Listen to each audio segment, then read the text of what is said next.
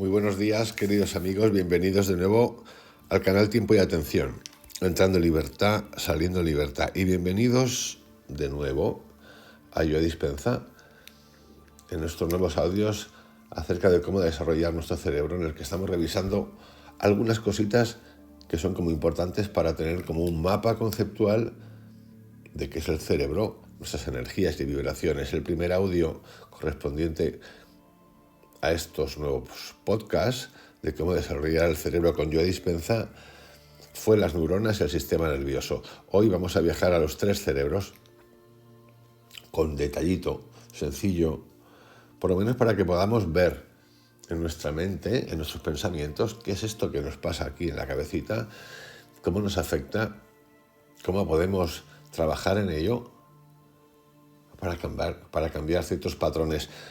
Os invito a que escuchéis el audio vídeo de ayer, largo donde lo haya,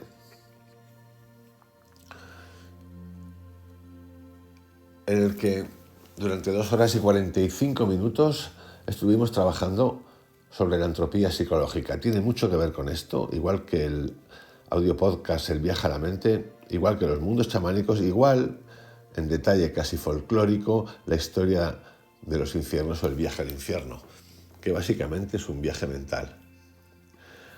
Dicho esto, vamos a comenzar hoy con el cerebro, los tres cerebros, y a ver dónde nos lleva con Yo Dispensa.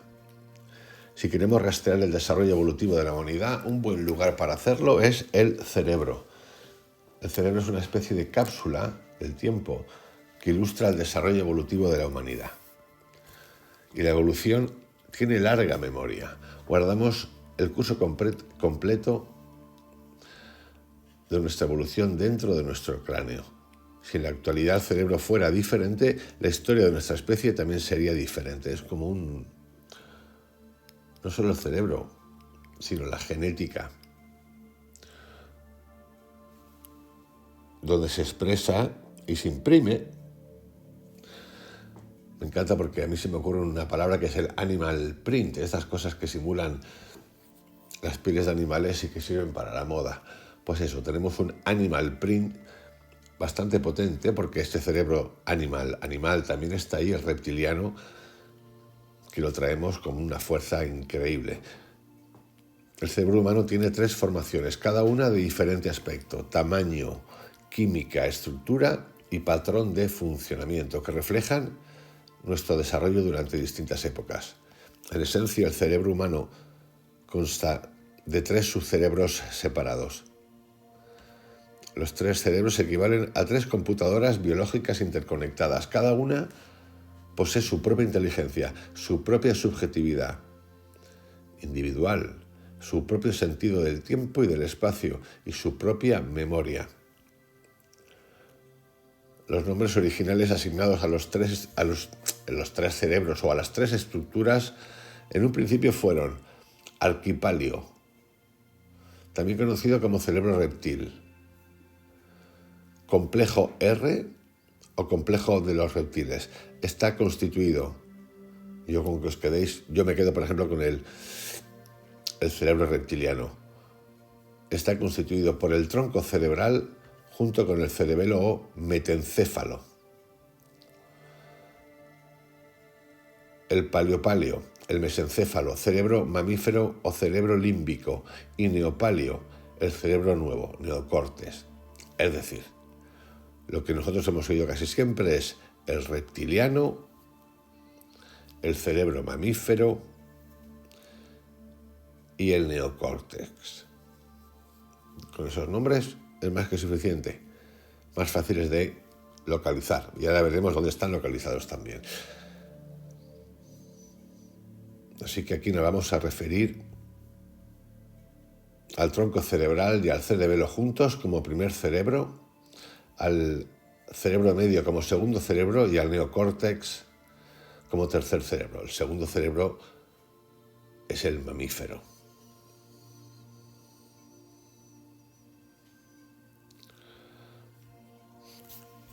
Si pudiéramos verlo, o para que lo podamos ver mejor, de una manera estratificada, así en orden, haceros a la idea que a la altura del labio, boca hacia atrás, ahí estaría el cerebro reptiliano, un poquito más arriba, como a la altura de los ojos, el sistema límbico, y arriba, más arriba, hacia la frente, hacia atrás, hacia adentro, el neomamífero. El orden jerárquico de estos tres cerebros nos brinda importante información acerca de nuestra evolución y las funciones del cerebro. Lo que primero evolucionó hace muchísimo tiempo, 500 millones de años, fue el tronco cerebral, la intersección donde la médula espinal se conecta con la base del cerebro. Esta zona, la más primitiva del cerebro, constituye la mayor parte de la materia cerebral en los reptiles. Los científicos antiguamente lo denominaban cerebro reptil, porque se asemeja al cerebro completo de los reptiles. Unido directamente detrás del tronco central se encuentra el cerebelo, que evolucionó entre unos 300 y 500 millones de años, no 500.000, me he pasado, y 500 millones de años atrás. Esta parte del primer cerebro es responsable de la coordinación, lo que se llama propiocepción, es decir, la percepción inconsciente del movimiento y la orientación espacial, y del movimiento corporal. Hay estudios que sugieren que el cerebro realiza funciones adicionales. Por ejemplo, está estrechamente conectado con el lóbulo frontal, la zona del neocórtex responsable de la planificación intencional.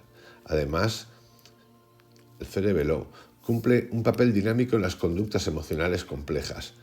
Las neuronas del cerebelo son las células nerviosas más densamente conectadas de todo el cerebro. Esta elevada interconectividad le permite al cerebelo controlar muchas funciones sin que nosotros tengamos que poner nuestra atención consciente en ellas.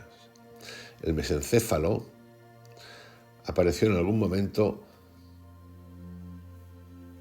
entre 300 y 150 millones de años. El número no importa, es para dar como que ha habido una progresión. ¿Ok? Nada más, con eso tenemos más que suficiente. Pues empezó uno, luego otro y luego otro. 100 millones, 200 millones, 150, 30 millones, a nosotros nos importa un pepino, literalmente. A nosotros, así, a los del canal, pues sí, porque no ganamos nada, da igual, pues que progresó, perfecto. Donde vamos es aquí a la hora. A este segundo cerebro a veces se le denomina cerebro mamífero, porque está más evolucionado en estos animales. El mesencéfalo, que envuelve al tronco cerebral, experimentó su mayor aumento en complejidad de desarrollo en los últimos 3 millones de años y alcanzó la cima de su evolución hace unos 250.000 años. En esta área se alberga el sistema nervioso autónomo y el involuntario. Por último, habiendo surgido hace unos 3 millones de años el cerebro nuevo, con su componente más importante, el neocórtex o corteza cerebral. Se moldeó alrededor de los dos primeros cerebros. Son como capitas, el reptiliano, el límbico y el neocórtex. Así. Esto convierte a la cobertura exterior, parecida a la cáscara de una naranja, en la capa más reciente y la zona del cerebro más avanzada de las que han evolucionado en primates y humanos. Nuestro libre albedrío, nuestro pensamiento y nuestra capacidad de aprender, razonar y racionalizar están ahí. Por cierto, esos tres cerebros se relacionan.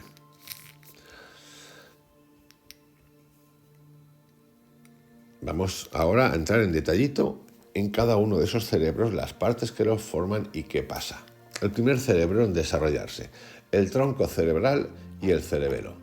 El tronco cerebral fundamentalmente sostiene las funciones básicas de la vida, incluidos el mantenimiento y control del ritmo cardíaco y la respiración. Estas funciones vitales son comunes a todas las especies animales. El tronco cerebral también tiene la tarea de regular nuestros diversos niveles de sueño y vigilia. Entonces ya tenemos ritmo cardíaco, respiración, niveles de sueño, vigilia. Tanto la vigilia como los niveles del estado de alerta son controlados en mayor medida por el tronco cerebral que por los centros superiores del neocórtex, o sea, Este primer cerebro es revital, importante en esos estados de alerta. ¿Alerta qué es? Alerta es estrés. ¿Estrés es malo? No. ¿Qué es malo? El estrés todo el tiempo. El cerebelo o pequeño cerebro también es parte de nuestro primer cerebro o cerebro reptil. Sus arrugas y pliegues le confieren un aspecto particular, relativamente grande comparado con otras áreas cerebrales. Es una estructura de 3 lóbulos unida al tronco cerebral en la parte de atrás del cráneo, debajo de la zona posterior del neocórtex. Es importante porque, si os acordáis en los audiovídeos de Deja de ser tú y Sobrenatural, cuando Joe Dispenza nos habla de esto, dice que ahí en esa parte se guarda una cantidad de memoria, vamos, yo llamaría memoria prehistórica. Todos tenemos una prehistoria grabada en ADN y en hábitos, ahí detrás, que funciona casi como sola. Es como muy inconsciente, subconsciente. Tratar con ella es importante para cambiar cosas, para trascender.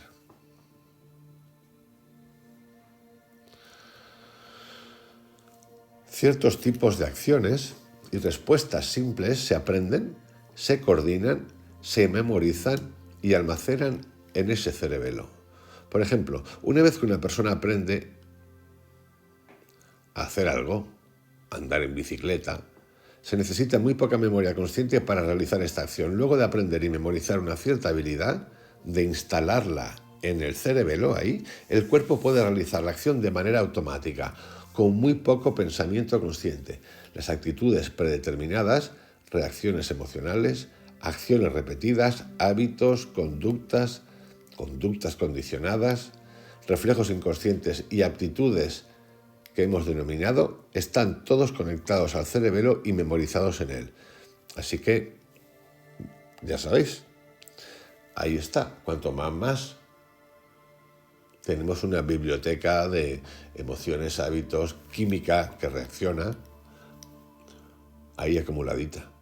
Vamos, que esa es la última que tocamos, o que nos planteamos tocar, a ver de dónde me viene este punto irracional, este punto medio tarambana, este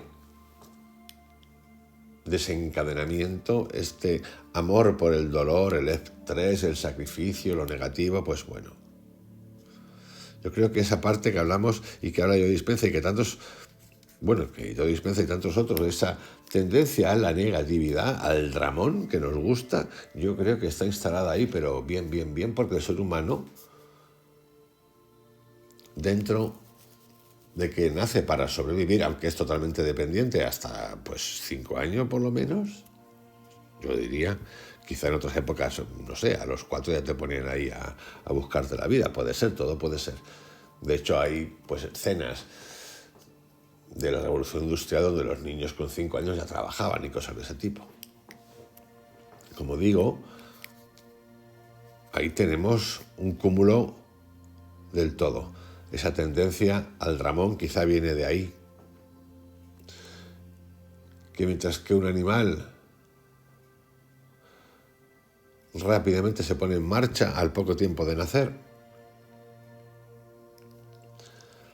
el ser humano, como es dependiente y tiene esa metacognición, tiene una conciencia del yo, pues tampoco lleva muy bien esto de la supervivencia. Es más, le genera estrés.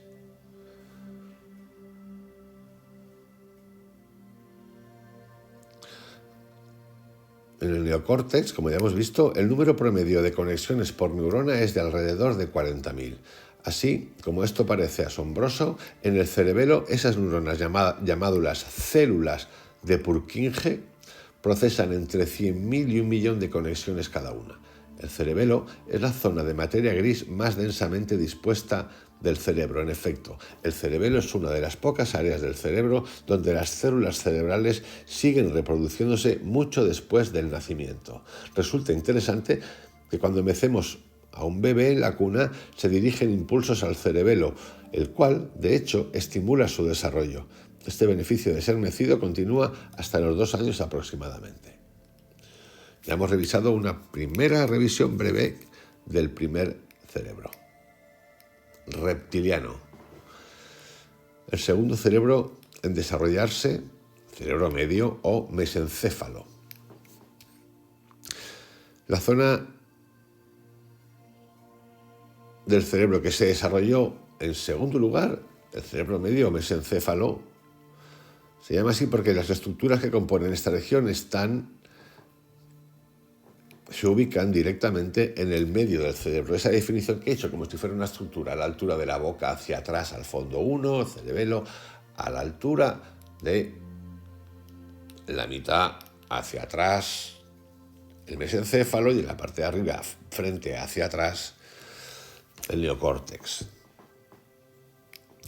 Uno de los muchos términos para esta área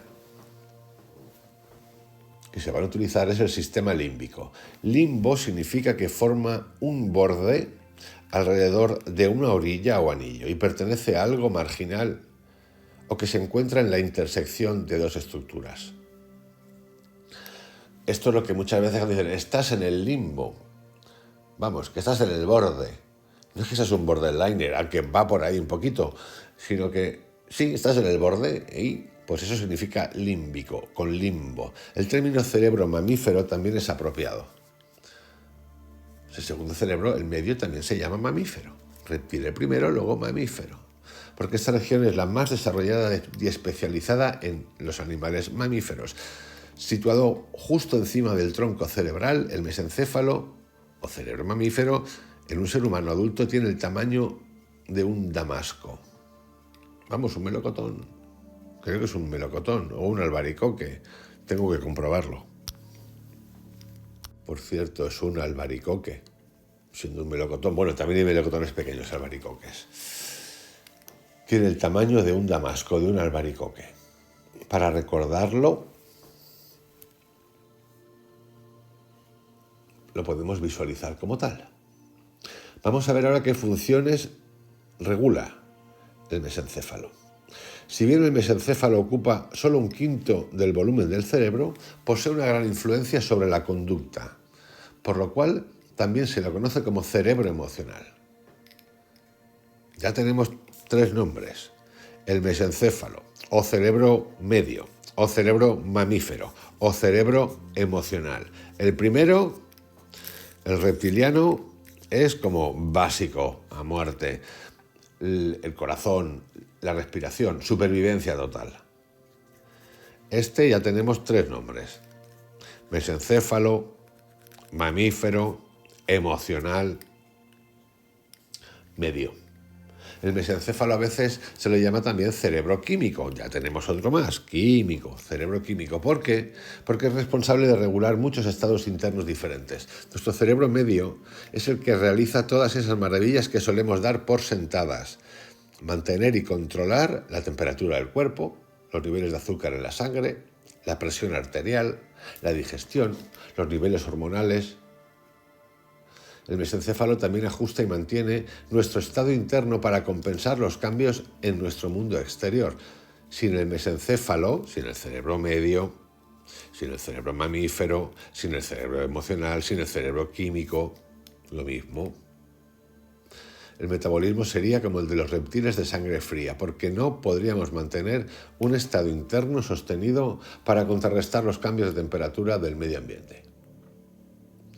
Y tiene 4 funciones interesantes. Bueno, interesantes no, impepinables, como diría aquel. Porque sin ellas algo funciona mal. Además del tipo de funciones reguladoras, el mesencéfalo es responsable de las siguientes funciones: de luchar, de huir, de alimentarse y de tener sexo.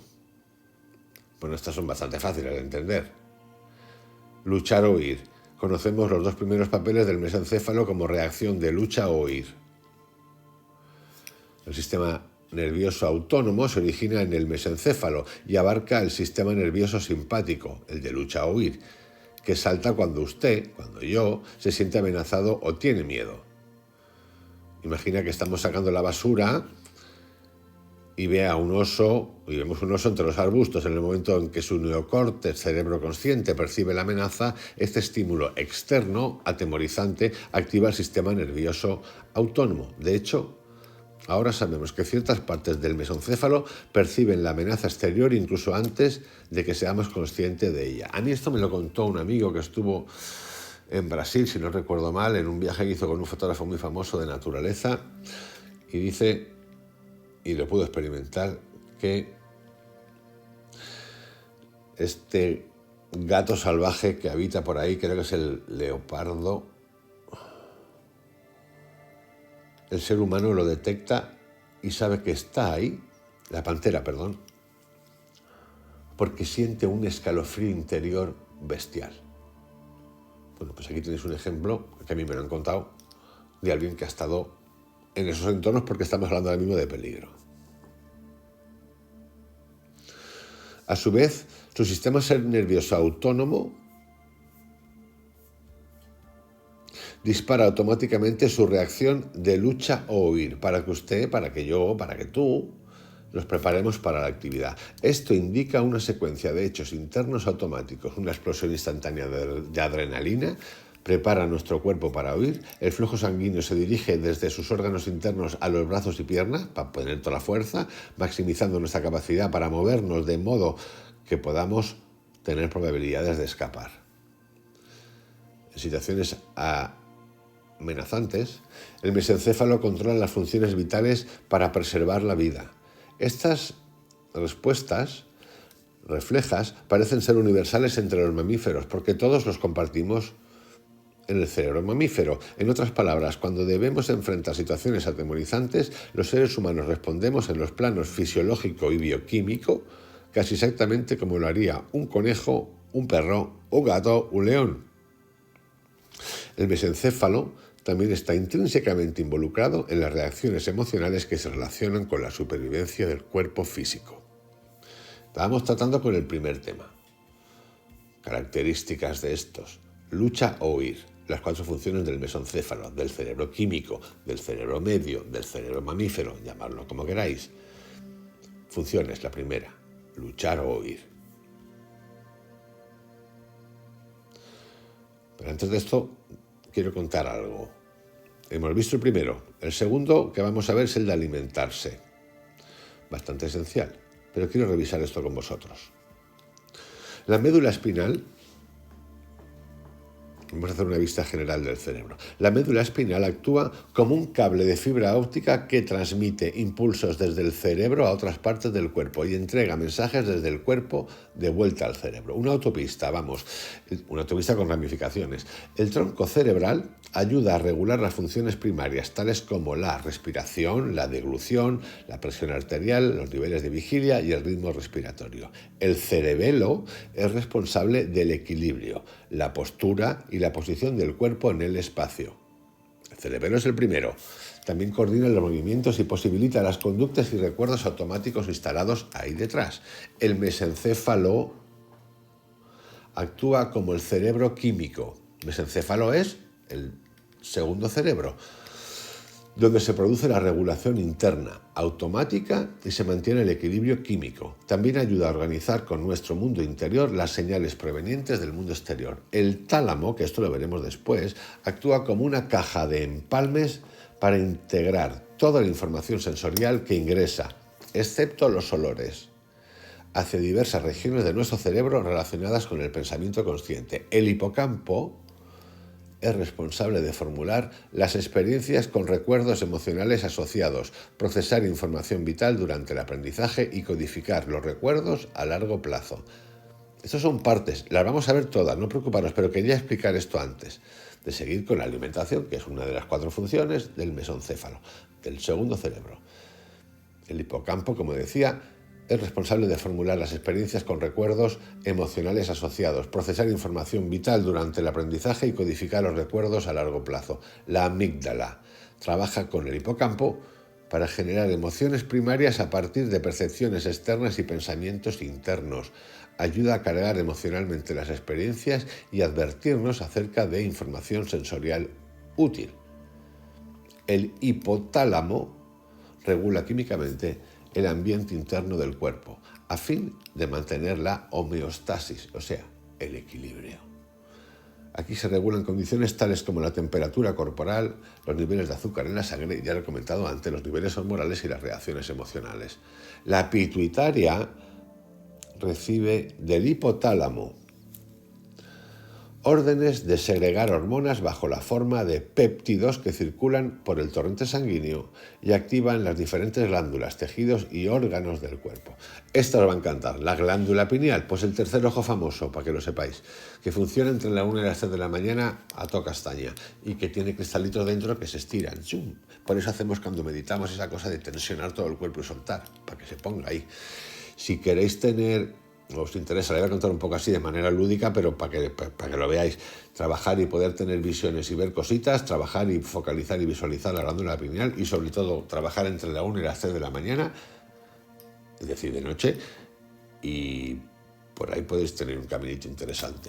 La glándula pineal regula químicamente los niveles de sueño y los ritmos cíclicos de la procreación y el apareamiento. El cuerpo calloso es una lámina de fibras que conecta los dos hemisferios del cerebro para que puedan intercambiar información. La corteza cerebral es el asiento de nuestra percepción consciente y la responsable de desarrollar nuestras funciones sofisticadas, como el aprendizaje, la memoria, la creatividad, la invención y la conducta voluntaria. En resumen, esto que acabo de hacer es resumir brevemente lo que es el cerebro. Una vista general del cerebro. Dicho esto, vamos ahora con la segunda función del mesencéfalo. La primera ha sido luchar o huir. La segunda, pues básica, alimentarnos. Cuando nos sentamos a comer, el sistema nervioso parasimpático nos relaja, conserva nuestra energía y prepara el cuerpo para la digestión y el metabolismo. Por lo tanto, una cosa importante, si tú lo estresas, ¿cómo? Con tipos de alimentos, con exceso de comida, pues se pone nervioso, no le gusta. Tercera función, tener relaciones sexuales. Las relaciones sexuales en el mundo animal son para procrear, para dar vida, no para sumar gustos. No, son para crear vida. Es importante que no nos olvidemos de esto, porque luego el ser humano, como somos, tenemos otra variante. Eso es otra película. Por si le interesa, cuando se dedica a esta cuarta función, tener relaciones sexuales, entran en acción los componentes parasimpáticos y simpáticos de un sistema nervioso autónomo. Los primeros lo ayudan a ponerse en clima y los segundos, el clima es el ambiente, y los segundos se encienden cuando tiene un orgasmo. Y aquí hay muchas cosas más importantes que tienen que ver con la biología y que son impepinables. Nuestros cerebros, hombre, mujer, macho, hembra, lo que queráis, están predispuestos ya genéticamente para buscar inconscientemente el mejor candidato evolutivo que tu mente biológica química tiene, el de la mujer, elija. Así de claro. ¿Que hay excepciones? Sí. Pocas. Sí. Así funciona la biología. Para ampliar un poco su comprensión del cerebro límbico, vamos a agregar un par de funciones más y ver cómo se relacionan todas con los sistemas nerviosos simpático y parasimpático. El sistema simpático tiene sus propias funciones de lucha, huida, miedo y sexo, orgasmo incluido. Y el parasimpático es responsable de funciones de alimentación, crecimiento, reconstitución y sexo. Llegar a un estado anímico sexual, es decir, lo que llamamos ponernos. Hostias, ¿cómo me pone esta tía? Pues lo mismo, hostias, ¿cómo me pone este tío? Un poco así callejero, pero para que nos entendamos y no entremos en virginidades. Ay. Así, ¿cómo me pone y cómo me pone? Del verbo poner. Un sistema utiliza, libera y moviliza la energía, mientras que el otro la conserva, la genera y la almacena. Fijaros, Las estructuras del mesencéfalo. El mesencéfalo está compuesto primeramente por lo que hemos revisado antes juntitos, el tálamo. El mesencéfalo está compuesto primeramente por el tálamo, el hipotálamo, la pituitaria, la glándula pineal, el hipocampo, la amígdala y los ganglios basales. Vamos a revisarlos así por encima, así los podéis colocar, ubicar espacialmente en donde lo tenemos. El tálamo es el punto de encuentro de la mayoría de los nervios que conectan una parte del cerebro con la otra, al cuerpo con el cerebro y al cerebro con el cuerpo. Repito, el tálamo es el punto de encuentro de la mayoría de los nervios que conectan una parte del cerebro con la otra, al cuerpo con el cerebro y al cerebro con el cuerpo. El tálamo, cuyo nombre deriva de un término griego que significa cámara interior, es la parte más grande y más antigua del mesencéfalo, del cerebro medio. Es una colección de núcleos de células nerviosas que se juntan en un punto de intersección central y está compuesto por dos centros talámicos separados, uno a cada lado del mesencéfalo. Piensa en el tálamo como un tablero de mando o una torre de control de tráfico aéreo que puede conectarse con cualquier parte del cerebro y del cuerpo.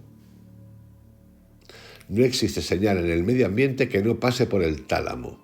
Los órganos sensoriales, ojos, oídos, piel, lengua, nariz, envían mensajes al tálamo y éste los conduce a su destino final en el neocórtex o cerebro consciente. Al mismo tiempo, el tálamo puede enviar señales a otras áreas del cerebro para alertar o inhibir distintos sistemas cerebrales. De esta manera, el tálamo procesa información sensorial del mundo exterior, identifica y clasifica todo tipo de datos en la categoría adecuada y los transmite a los numerosos centros conscientes de la corteza cerebral. Según sea la naturaleza de esa información sensorial o el tipo de estímulo proveniente del entorno, los datos pasan en muchas direcciones diferentes por el cerebro. El tálamo también es el sistema de transmisión entre el neocórtex, el tercer cerebro, y el tronco cerebral. Es que se comunican los tres cerebros todo el tiempo. Por lo tanto, esta parte del mesencéfalo, el tálamo, permite que todo el cerebro reciba una gran cantidad de datos importantes desde el punto de vista exterior, todos de golpe, de modo que el cerebro tenga acceso inmediato a información vital. Vamos a otro apartado, el hipotálamo. Esta área del mesencéfalo es una fábrica química que regula el entorno interno del cuerpo y equilibra nuestros sistemas con el mundo exterior.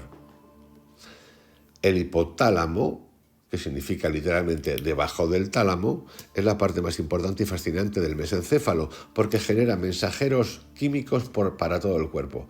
Es la parte más antigua del sistema límbico y puede afectar a cualquier órgano o tejido corporal.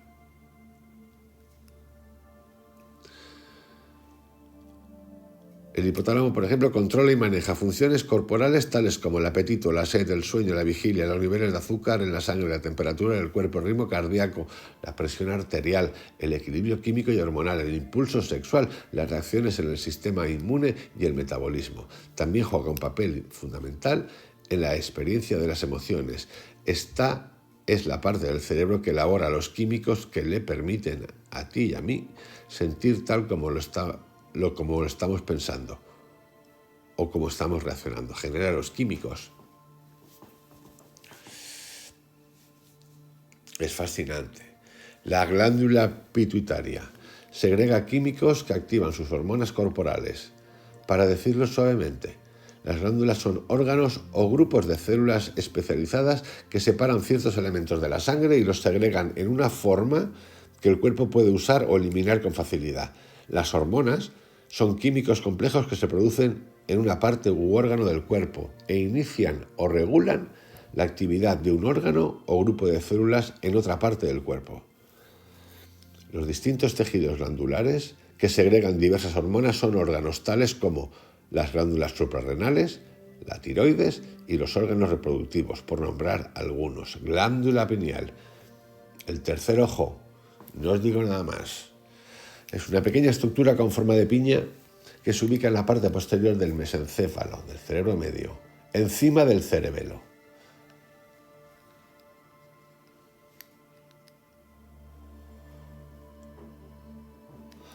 Aquí nos dicen que a la ciencia no le gusta mucho el concepto común de considerar que la glándula pineal está inserta en el cerebro justo arriba de los ojos y que por eso se la llama el tercer ojo. A la ciencia no le gusta, pues yo digo que eso es el tercer ojo. La glándula pineal, le guste a quien no le guste, me da lo mismo. La pineal regula químicamente nuestros ciclos de sueño y vigilia. A la ciencia no le gusta esto porque entonces tiene que aceptar que esto lo sabían antes que ellos. La glándula pineal regula químicamente nuestros ciclos de sueño y vigilia.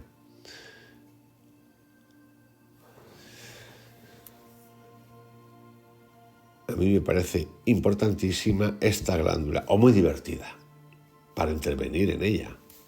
En el cuerpo humano, 2 neurotransmisores son producidos en su mayor parte por la glándula pineal. Os va a encantar la serotonina, llamada neurotransmisor diurno, prepara al cerebro para estar despierto durante las horas del día. Y la melatonina, melatonina, un neurotransmisor nocturno, prepara al cuerpo para experimentar el sueño reparador durante las horas de oscuridad e interviene para que el cerebro sueñe.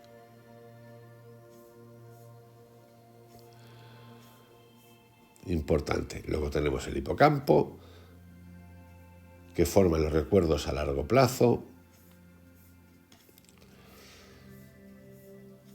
y muchas más cosas. Luego tenemos la amígdala, término que significa en forma de almendra, es una estructura del mesencéfalo responsable de alertar al cuerpo en situaciones de vida o muerte. También almacena las 4 emociones primitivas sumamente cargadas: agresión, dicha, tristeza y miedo.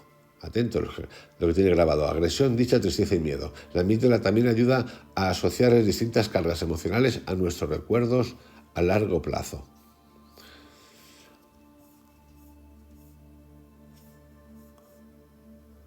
Ganglios basales, que integran los pensamientos y sentimientos con las acciones físicas. Los ganglios basales son intricados manojos de redes neurológicas que están interconectadas con el neocórtex. Se ubican en cada hemisferio del mesencéfalo, justo debajo del neocórtex y encima de las estructuras más profundas del mesencéfalo.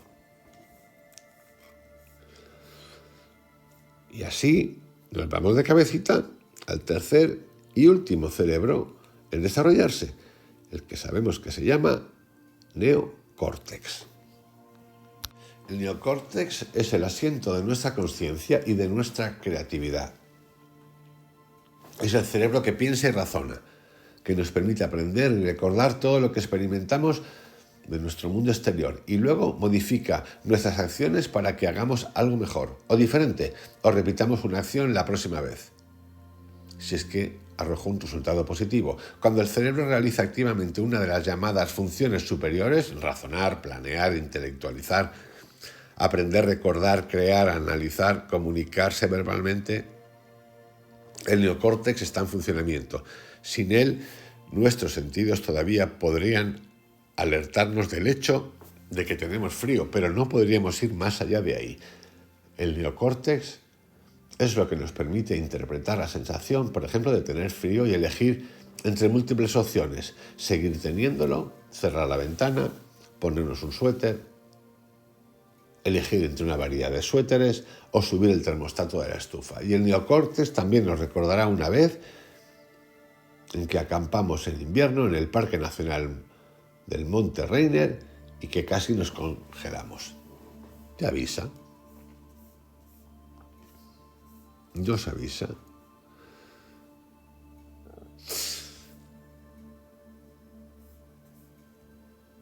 Y en el neocórtex aparecen cositas como el cuerpo calloso, del que hemos hablado antes. No quiero entrar mucho más en profundidad porque tampoco, yo creo que no es necesario porque nosotros no somos médicos ni estamos ahí, pero sí que es necesario entender una generalización importante de esos 3 cerebros.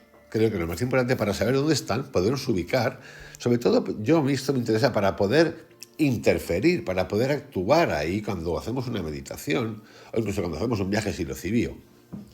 O en un día normal, que ni hacemos meditación ni hacemos silocibio, pero nos apetece ahí trabajar mentalmente, o cuando me voy a la cama.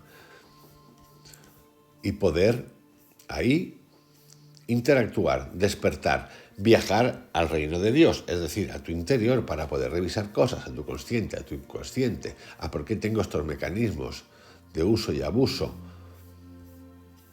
cómo puedo entender, cómo puedo cambiar, cómo puedo transformar. Esto es lo que es importante para mí, yo lo digo para mí generalmente, porque con eso podemos funcionar muchísimo más. Y luego ya el que quiera entrar en detalle cuáles son las cositas específicas de cada cosa, de cada cerebro, de cada glándula, de cada hormona, pues ya puede entrar si quiere. Pero aquí lo que me interesa a mí es la parrilla de salida. La parrilla de salida, tener una plataforma a tope que nos permita trabajar. Así que paramos aquí. El próximo capítulo con Joe Dispenza y cómo desarrollar tu cerebro tiene que ver con el entorno. La naturaleza modificable por el entorno. Os envío un abrazo, que tengáis un excelente día. Mañana un poquito más. Chao, queridos.